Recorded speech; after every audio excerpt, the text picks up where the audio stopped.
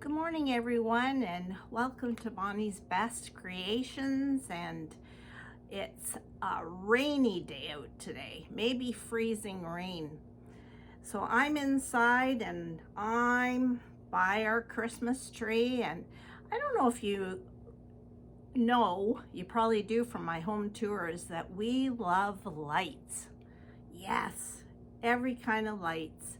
I like the old-fashioned oil lamps. I love the twinkling lights, and we have lights all over the house. It's just something that gives us that cozy comfort feeling. But oh, the Christmas tree. And lately, I've been thinking, of course, of Christmas and the three wise men. I've thought a lot about those wise men and how they followed the lights. They were wise men. They were educated men. These men really lived. It's not a myth. They followed the stars. They loved astronomy. They studied history. And together at different times of their life, because they each came from different countries, they had one thing in common, and that was they studied the Old Testament and prophecy. They also studied the stars and the galaxies. You've looked up at the skies at night. Have you seen the northern lights? Have you looked for the North Star or the Big Dipper or the Little Dipper? Well, these wise men studied the stars. It says in the book of Numbers 24, verse 17, "A star shall come out of the tribe of Jacob." That was prophecy way back. And these wise men studied these prophecies. The wise men had names. Let's see if I can pronounce them right. Belshazzar, he was from Persia. Jasper, from India. Balazar, he was from Arabia.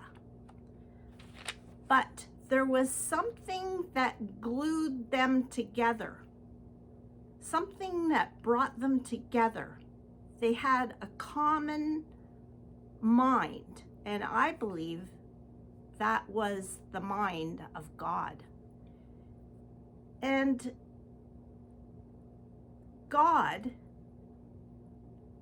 doesn't mention these men a lot, only at one time. And the night of Jesus' birth, there was a star that shone bright. And because these men studied prophecy, they were always gazing for that star. And they must have somehow, and it was God that brought them together to follow the star.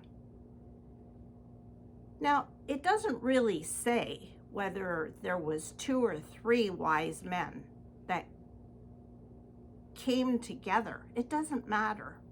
But these men saw a star, and they decided to follow that star because prophecy told them that, and I'm going to read it again, "A star shall come out of the tribe of Jacob,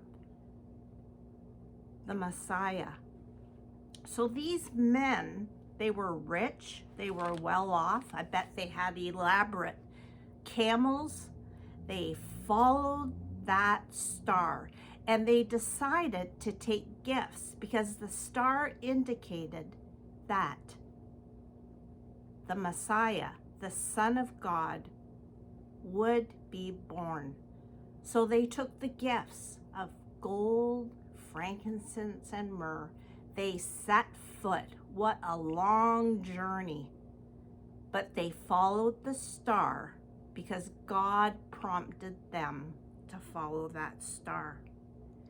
They finally came to Jerusalem, but they couldn't find.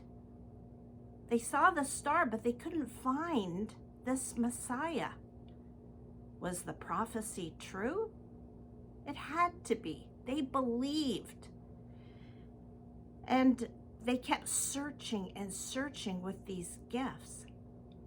And finally, that star settled in Bethlehem. And there they found Jesus in the most unexpected places, not in palaces, not in a high prestigious place. They found him in a lowly place. A humble mom and dad, Mary and Joseph, they found Jesus. And when they gazed on that child, all they could do is fall on their knees. It says in Matthew 2:11, on coming to the house, they saw the child with Mary, and they bowed down and worshiped him. They opened their treasures and presented him with the gifts of gold, frankincense, and myrrh. Prophecy came true. They followed the star. God prompted them to follow the star. The prophecy was true. The Messiah was born.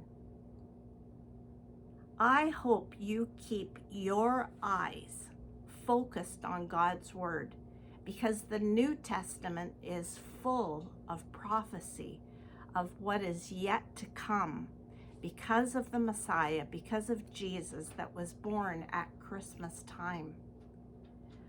So in your darkness, focus on the light of Jesus Christ. Have a great day. God bless.